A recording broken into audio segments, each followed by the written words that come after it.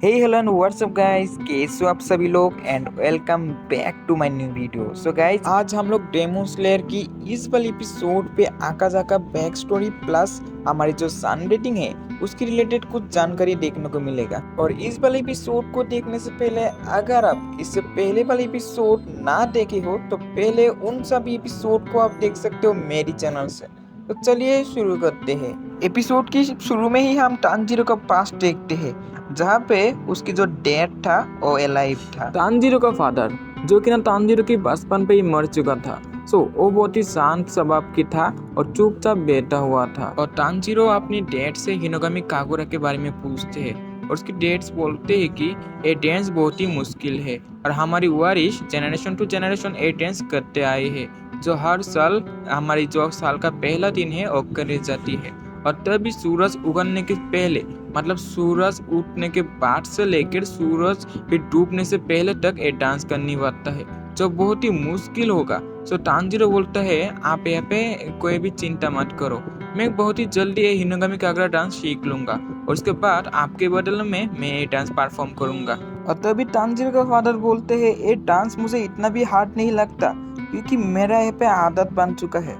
लेकिन first time जब मैं अपनी जो डैड था उससे ये डांस परफॉर्म कर रहा था तब तो मुझे कुछ मुश्किलें पड़ी, लेकिन आज मुझे इसकी आदत चली आई है तांजीरो। और एक बात, अगर तुम इस डांस को अच्छी तरह से परफॉर्म करते हो और इसके हर एक टेक्निक या हर एक मूवमेंट को तुम अच्छी तरह से रियलाइज करते हो तो फिर तुम्हारी ब्रीथिंग टेक्निक भी इनहेंस हो जाएगा। और अगर तुम अपने थोड़ा सा मूवमेंट का यूज करके अपना स्ट्रेंथ यूज करते हो तो उसके बावजूद तुम्हारा माइंड तुम इनविजिबल कर सकते हो। मैंने अभी अभी जो लाइन बोला इस वाले लाइन को आप सभी याद रखना। वहाँ पे तांजीरो बोलता है ये तो इम्पॉसिबल है, अपनी खुद की माइंड को हमें कैसे गायब कर सकता हो। तांजीरो का फादर तो बोलते तुम्हें इस डांस को परफॉर्मेंस करते हुए अपने शरीर के हर एक हिस्से को याद रखना होगा और इनके ऊपर अच्छी तरह से ध्यान भी देना होगा। एक पल में तुम्हें ऐसा फील होगा कि तुम और नहीं कर सकते, लेकिन अपनी पूरी से पूरे लिमिट को तुम्हें क्रॉस करते हुए इस टेक्निक को जगाना होगा।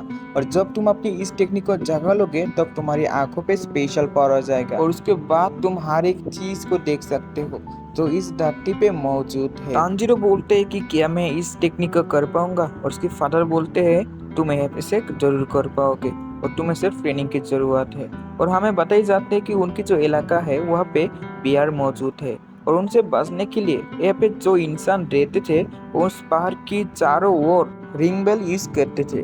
और इस रिंग बेल की वजह से अगर कोई बिहार यहाँ पे आ भी जाता तो उसकी जो मौजूदगी है वो सभी को पता भी चल जाता।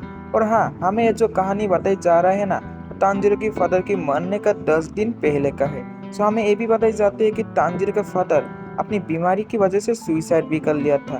मतलब गाइस, ये हमें अभी अभी बताई जाती है कि तांजीरो के फादर कैसे मरा था। और उसके बाद मिडनाइट में तांजीरो का फादर घर के बाहर चला जाता है और उसके सामने आ जाता है एक भालू और पेड़ के पीछे हमारा तांजीरो छुपा हुआ था। इतने बड़ी भालू को देखने के बाद तांजीरो वहाँ पे डर में कांप रहा था, लेकिन उसके फादर उसके सामने रुका हुआ था और बोलता है मैं तुम्हारी भूखे रहने का जो दर्द है वो समझ सकता हूँ।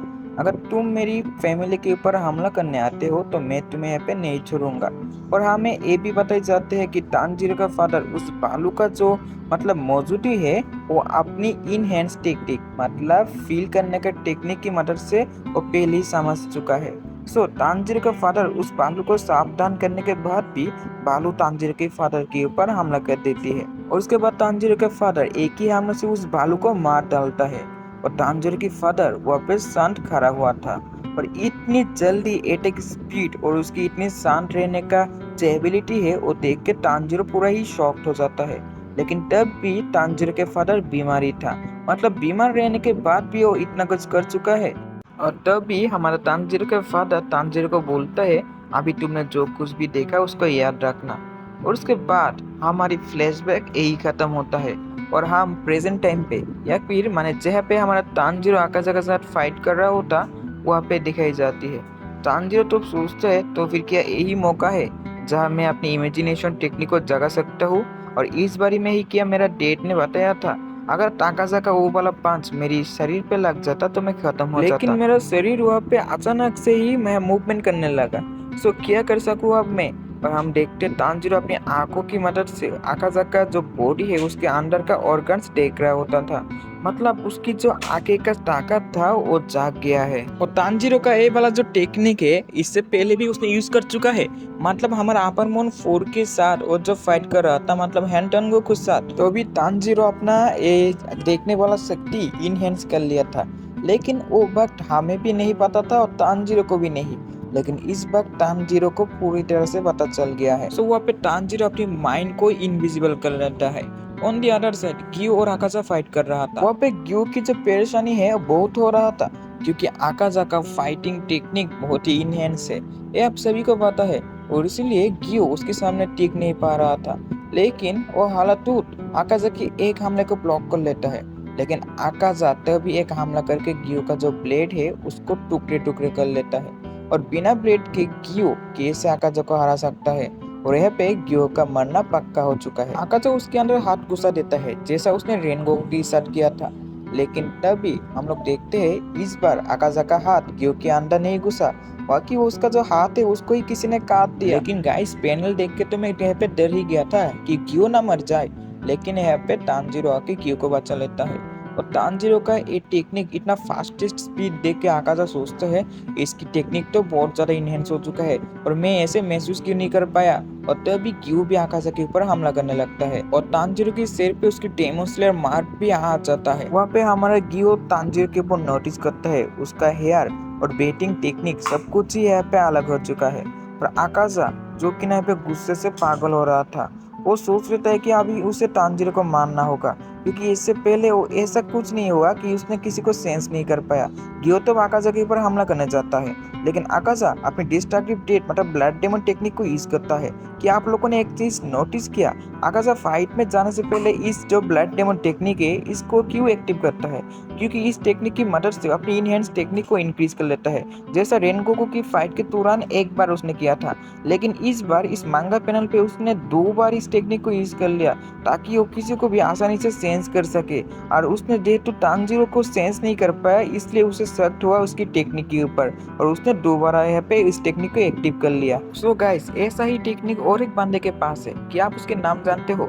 वो है हमारा इनोसुके, जो किसी भी अटैक को सेंस कर लेता है। तो यहाँ पे आकाश अपने कॉम्पास को एक्टिव करने के बाद फिर से स्पीड में से ग्योगी पर हमला करने लगता है। लेकिन आकाशा की हर एक मूवमेंट तांजीरो को स्लो मोशन पे दिख रहा था और तांजीरो तो सोचता है कि यही वो ताकत है जिसके बारे में मेरी डेट ने कहा था और इसकी मदद से मैं बहुत कुछ देख सकता हूँ। और तभी ग्यो को आकाशा एक घूसा मार के दूर सीख देता है और ग्यो तब भी नहीं मरता। ग्यो का स्ट्रेंथ देख के आकाश उसको डेमन बनने का ऑफर देता है जैसा उसने रेनगोकू को कहा था। लेकिन तभी तांजीरो उसके पीछे आ जाता है और हमारे ग्यो उसको बोलता है आकाशा का सिर काटने के लिए। लेकिन तांजीरो तब आकाशा को चिल्लाते हुए पुकारता है और बोलता है आकाशा मैं आप तुम्हारा सिर काटने वाला हूँ। ग्यो सोचता है उसने आकाशा को अलर्ट क्यों किया और आकाशा के ऊपर तांजीरो अपनी Hinokami Kagura plus water breathing style use कर रहा था। आकाशा तो सोचता है ऐसे कोई फर्क नहीं पड़ता, मैं अपनी कंपास का यूज करते हुए उसकी टेक्निक को महसूस कर लूंगा।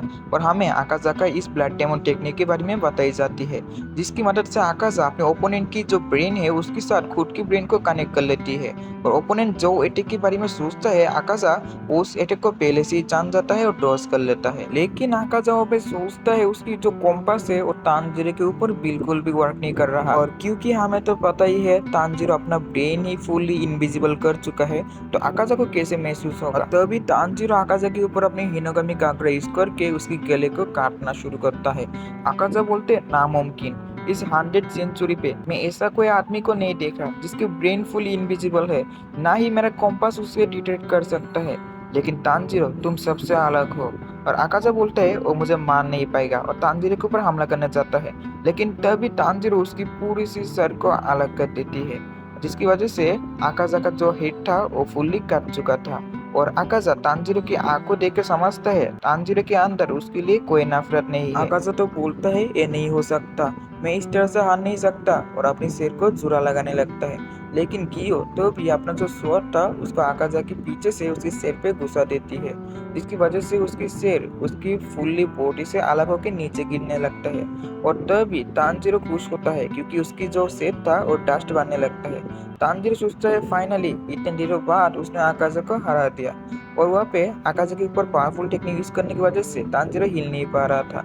लेकिन हम लोग देखते हैं आकाशा बिना हेड के अपनी सिर्फ बॉडी की मदद से डिस्ट्रक्टिव कॉम्पास एक्टिव कर लेता है और इस कॉम्पास की मदद से उसको तांजीरो को सेंस करके उसके ऊपर एक की यूज करता है, जिसकी वजह से तांजीरो वहाँ पे वॉल को तोड़ देती है और इसके साथ हमारा आज वाला एपिसोड खत्म होता है। सो गाइस, अगर चैनल पे नए हो तो सब्सक्राइब कर देना। ऐसे ही हमारा चैनल बहुत ही न्यू है और छोटा चैनल भी है, और अगर इस वाले वीडियो पे 5 कमेंट आया तो मैं अगले एपिसोड जल्दी लाऊंगा।